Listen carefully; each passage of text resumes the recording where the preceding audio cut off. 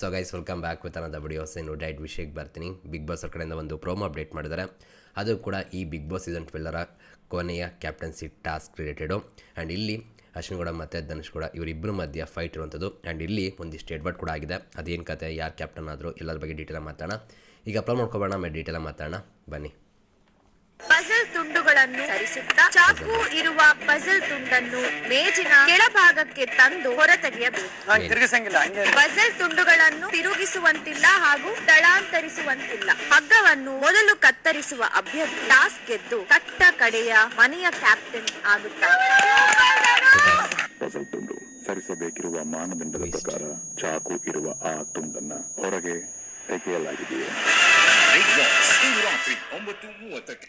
ಏನು ಅನಿಸುತ್ತೆ guys promo ನೋಡಿ ಕಮೆಂಟ್ ಸೆಕ್ಷನ್ ತಿಳಿಸಿ. ಈಗ ನೀವು ಸ್ಕ್ರೀನ್ ಮೇಲೆ ನೋಡ್ತಾ ಇರ್ಬೋದು, ಲಾಸ್ಟ್ ಕ್ಯಾಪ್ಟನ್ ಅಂತ ಹಾಕಿ ಧನುಷ್ ವರ್ಸಸ್ ಅಶ್ವಿನ್ ಗೌಡ ಅಂತೆಲ್ಲ ರೆಡಿ ಮಾಡಿ ಇಟ್ಟಿದ್ದಾರೆ. ಸ್ವಲ್ಪ ಬಿಲ್ಡಪ್ ಕೊಡ್ತಿದ್ದಾರೆ, ಯಾಕಪ್ಪ ಈ ಸೀಸನ್ನ ಕೊನೆಯ ಕ್ಯಾಪ್ಟನ್ಸಿ ಟಾಸ್ಕು. ಹಾಗಾಗಿ ಆ್ಯಂಡ್ ಇವರಿಬ್ಬರಲ್ಲಿ ಯಾರು ಡಿಸರ್ವ್ ಇದ್ದಾರೆ ಅಂತ ಅನಿಸುತ್ತೆ ಕಮೆಂಟ್ ಸೆಕ್ಷನ್ ತಿಳಿಸಿ ನೋಡೋಣ. ಉಸ್ತುವಾರಿ ಯಾವ ರೀತಿ ಮಾಡ್ತಾರೆ ಅಂತ ಕೂಡ ನೋಡಬೇಕು. ನಿನ್ನೆ ಉಸ್ತುವಾರಿ ಕತೆ ಬಗ್ಗೆ ನಿಮ್ಮ ಅನಿಸಿಕೆ ಏನು ಗೈಸ್ ಹೇಳಿ ನೋಡೋಣ. ಇದಾದಮೇಲೆ ನೀವು ನೋಡ್ತಿರ್ಬೋದು ಇಲ್ಲಿ ಸ್ಕ್ರೀನ್ ಮೇಲೆ. ಸೊ ಇಲ್ಲಿ ಕೀ ಹುಡ್ಕೋದು ಒಂದು ಕೆಲಸ ಇದೆ ಅಂತ ಅನ್ಕೋತೀನಿ. ಅಶ್ವಿನ್ ಗೌಡರ್ಕಿಂತ ಫಾಸ್ಟಾಗಿ ಧನುಷ್ ಅವ್ರು ಮಾಡಿದ್ದಾರೆ. ಐ ಥಿಂಕ್ ಈ ಸೀಸನ್ನ ಟಾಸ್ಕ್ ಮಾಸ್ಟರ್ ಅಂದರೆ ಅದು ಧನುಷ್ ಅಂತ ಹೇಳ್ಬೋದು ಆರಾಮಾಗಿ. ತುಂಬ ಚೆನ್ನಾಗಿ ಫೈಟ್ನ ಕೊಡ್ತಾರೆ, ಟಾಸ್ಕ್ಗಳು ತುಂಬ ಚೆನ್ನಾಗಿ ಆಟ ಆಡ್ತಾರೆ. ಸ್ಟ್ರೆಂತ್ ಅಂತೂ ಸಕ್ಕದಾಗಿ ಇಟ್ಟಿದ್ದಾರೆ ಅಂದರೆ ಹೇಳ್ಬೋದು, ಸೂಪರ್ ಎನರ್ಜಿ. ಇದಾದಮೇಲೆ ಇಲ್ಲಿ ಲಾಕ್ ಆಗಿರುತ್ತೆ ಅಂತ ಅನ್ಕೋತೀನಿ. ಸೊ ಆ ಕೀ ತಂದ್ಕೊಬಂದು ಇಲ್ಲಿ ಓಪನ್ ಮಾಡಿ ಎಲ್ಲ ರೆಡಿ ಮಾಡ್ಕೋಬೇಕಾಗುತ್ತೆ. ಈ ಪಜಲ್ನ ಸಾಲ್ವ್ ಮಾಡಬೇಕಾಗುತ್ತೆ, ಓಕೆನಾ. ಸೊ ಇಲ್ಲಿ ನೋಡ್ತಾ ಇರ್ಬೋದು ನೀವು ಸ್ಕ್ರೀನ್ ಮೇಲೆ. ಸೊ ಇಲ್ಲಿ ಚಾಕು ಇದೆ. ಸೊ ಇದು ಮೇನ್ ಆಗುತ್ತೆ. ಈ ಚಾಕ್ನ ಒಂದು ಏನಪ್ಪ ಅಂದರೆ ರೊಟೇಟ್ ಮಾಡೋ ಹಾಗಿಲ್ಲ, ಇದೆಲ್ಲ ಇದನ್ನು ಅದಾದಮೇಲೆ ಎತ್ತಿಡೋ ಹಾಗಿಲ್ಲ, ಎರಡು ಮಾಡೋ ಹಾಗಿಲ್ಲ. ಇದನ್ನು ಉಸ್ತುವಾರಿಗಳು ನೋಡ್ಕೋಬೇಕು ಕ್ಲಿಯರಾಗಿ, ಓಕೆನಾ. ಇಲ್ಲಿ ನೀವು ಅಬ್ಸರ್ವ್ ಮಾಡಿದ್ರೆ ಇವಾಗ ಚಾಕು ಇರೋಂಥದ್ದು ಮೇಲಿದೆ. ಸೊ ಇಲ್ಲಿ ನೀವು ಅಬ್ಸರ್ವ್ ಮಾಡಿ, ಇಲ್ಲಿ ಧನುಷ್ ಅವರು ಆಲ್ರೆಡಿ ರೆಡಿ ಮಾಡ್ಕೊತಿದ್ದಾರೆ, ಎಲ್ಲ ಸೆಟ್ ಮಾಡ್ಕೊತಿದ್ದಾರೆ. ಧನುಷ್ ಅವರು ಇದೆ ಈ ಥರ ಗೇಮ್ ಅಂತ ಬಂದಾಗ ಸಗದಾಗಿ ಆಡ್ತಾರೆ. ಬಟ್ ಅಶ್ವಿನ್ ಅವ್ರಿಗೆ ಸ್ವಲ್ಪ ಕಷ್ಟ, ಅವ್ರಿಗೆ ಬರೋದಿಲ್ಲ ಅಂತ ಕೂಡ ನೆನ್ನೆ ಎಪಿಸೋಡ್ ಕೂಡ ಹೇಳ್ತಾಯಿದ್ರು. ಇವಾಗ ನೀವು ನೋಡ್ತಾ ಇರ್ಬೋದು ಸ್ಕ್ರೀನ್ ಮೇಲೆ. ಇಲ್ಲಿ ನೀವು ಅಶ್ವಿನ್ ಅವ್ರನ್ನ ನೋಡಿದ್ರೆ ಅವ್ರಿಗೆ ಸಿಂಪಲಾಗೂ ಕೂಡ ಮಾಡೋಕ್ಕೆ ಬರ್ತಿಲ್ಲ ಅನ್ನೋ ರೀತಿ ಕಾಣಿಸ್ತಿದೆ, ಕಷ್ಟಪಡ್ತಿದ್ದಾರೆ ಆ್ಯಕ್ಚುಲಿ, ಓಕೆನಾ. ಇಲ್ಲಿ ನೀವು ಅಬ್ಸರ್ವ್ ಮಾಡಿ, ಗಿಲ್ಲಿ ಕೂಡ ಸರಿ ಮಾಡೋದು ಅದು ಇದೆಲ್ಲ ಮಾಡೋದು ಕಾಣಿಸ್ತಾ ಇದೆ. ಅಂದರೆ ಅಶ್ವಿನ್ ಅವ್ರಿಗೆ ಕಷ್ಟ ಆಗಿದೆ ಅಥವಾ ಅಲ್ಲಿ ತಪ್ಪುಗಳನ್ನ ಮಾಡ್ತಾರೆ ಅಂತ ಅನಿಸಿದೆ. ಸೊ ಇಲ್ಲಿ ಗಿಲ್ಲಿ ಅವ್ರು ಏನು ಸರಿ ಮಾಡಿದ್ದಾರೆ, ಏನು ಕಥೆನೂ ಕೂಡ ನೋಡಬೇಕಾಗುತ್ತೆ. ಇಲ್ಲಿ ನೋಡ್ತಾ ಇರ್ಬೋದು ಅಶ್ವಿನ್ ಗೌಡ ಅವರು ಸಿಕ್ಕಾಬಟ್ಟೆ ಎಲ್ಲನೂ ಕೂಡ ಆಡ್ ಮಾಡಿ ಇಟ್ಕೊಂಡಿದ್ದಾರೆ ಅನ್ನೋ ರೀತಿ ಕಾಣಿಸ್ತಿದೆ. ಮೇಕೆಲ್ಲ ಬಂದಿದೆ, ಈ ಕಡೆಗೆಲ್ಲ ತಿರುಗಿದೆ ಫುಲ್ಲು. ಸೊ ಅವ್ರಿಗೆ ಸ್ವಲ್ಪ ಈ ಪಜಲ್ ಗೇಮ್ಸ್ ಎಲ್ಲ ಸ್ವಲ್ಪನೂ ಕೂಡ ಬರಲ್ಲ ಅನ್ನೋ ರೀತಿ ಗೊತ್ತಾಗ್ತಿದೆ. ಅವ್ರು ಬಾಯಿ ಬಿಟ್ಟು ಕೂಡ ಅವರೇ ಹೇಳಿದರು ಇದನ್ನು. ಸೊ ಇವಾಗ ನೀವು ಸ್ಕ್ರೀನ್ ಮೇಲೆ ನೋಡ್ತಾ ಇರ್ಬೋದು ಧನುಷ್ ಅವರು ಎಷ್ಟು ಆರಾಮಾಗಿ ಎಷ್ಟು ನೀಟಾಗಿ ಎಲ್ಲನೂ ತೊಗೊಬಂದಿದ್ದಾರೆ ಅಂತ ಇಲ್ಲಿ ಕ್ಲಿಯರಾಗಿ ಗೊತ್ತಾಗ್ತಿದೆ. ಆ್ಯಂಡ್ ಇವಾಗ ಇಲ್ಲಿ ನೋಡಿ ಆಚೆಗೆ ತೊಗೊಬಂದಿದ್ದಾರೆ, ಓಕೆನಾ. ಇದು ತುಂಬ ಮೇನ್ ಆಗುತ್ತೆ. ಇಲ್ಲಿ ತೊಗೊಬಂದಿರೋ ರೀತಿ ಕೂಡ ನೋಡಿ. ಇದಾದಮೇಲೆ ಇಲ್ಲಿ ಉಸ್ತುವಾರಿನ ಈ ಕಡೆ ರಾಶಿಕಾ ಶೆಟ್ಟಿ ಅವ್ರು ಮಾಡ್ತಿದ್ದಾರೆ ಇಲ್ಲ ಅನಿಸುತ್ತೆ, ನೋಡೋಣ.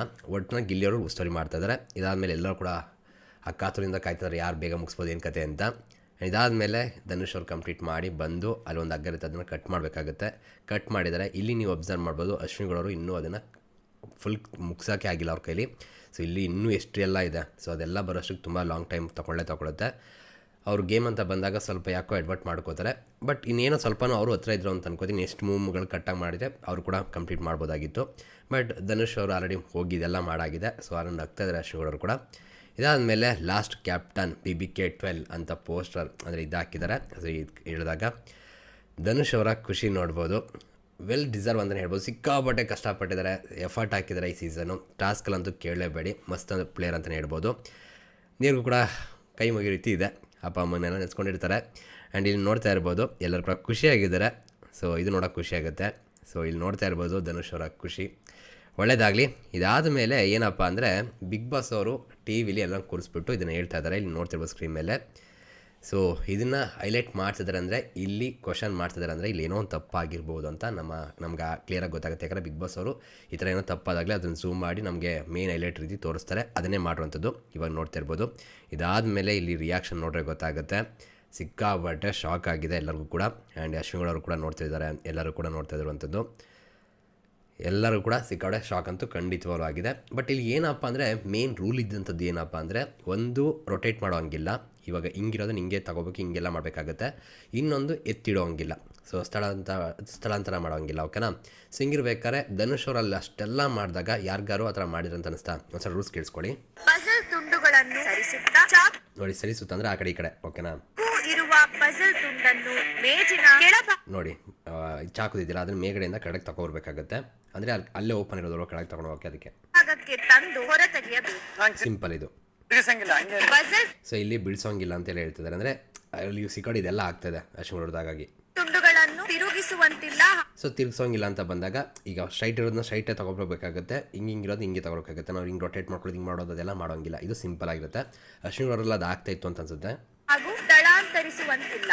ಸೊ ಸ್ಥಳಾಂತರಿಸುವಂತಿಲ್ಲ ಅಂದರೆ ಒಂದು ಜಾಗದಿಂದ ಒಂದು ಎತ್ತಿಡೋದು ಆ ಥರ ಎಲ್ಲ ಮಾಡೋಂಗಿಲ್ಲ. ಇಷ್ಟನ್ನು ನನ್ನ ಪ್ರಕಾರ ಇಲ್ಲಿ ಧನುಷ್ ಅವ್ರು ಮಾಡಿಲ್ಲ ಅನ್ನೋದು ಕ್ಲಿಯರಾಗಿ ಗೊತ್ತಾಗ್ತಿದೆ.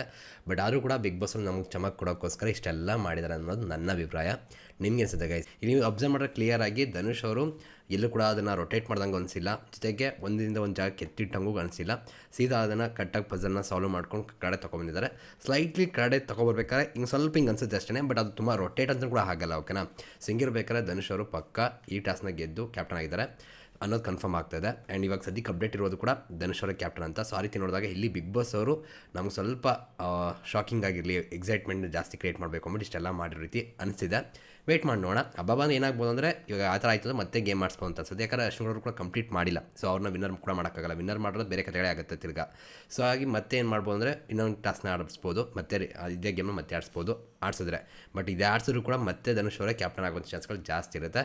ಬಟ್ ಇದು ಬಿಗ್ ಬಾಸ್ ಅವರು ಸುಮ್ಮನೆ ಚಮಕ್ ಕೊಡೋಕ್ಕೋಸ್ಕರ ಇಷ್ಟೆಲ್ಲ ಮಾಡಿದ್ದಾರೆ ಅನ್ನೋದು ನನ್ನ ಅಭಿಪ್ರಾಯ. ಆ್ಯಂಡ್ ಅವರೇ ಕ್ಯಾಪ್ಟನ್ ಆಗಿದ್ದಾರೆ. ಆ್ಯಂಡ್ ನನಗಂತೂ ಧನುಷ್ ಅವರು ಕ್ಯಾಪ್ಟನ್ ಆಗಿರೋದು ತುಂಬ ಖುಷಿ ಆಯಿತು. ನಿಮ್ಗೆ ಅನಿಸ್ತು ಕಮೆಂಟ್ ಸೆಕ್ಷನ್ ತಿಳಿಸಿ. ಸಿಗೋಣ ಗೈಸ್ ಮತ್ತೆ. Thank you guys, love you guys, bye.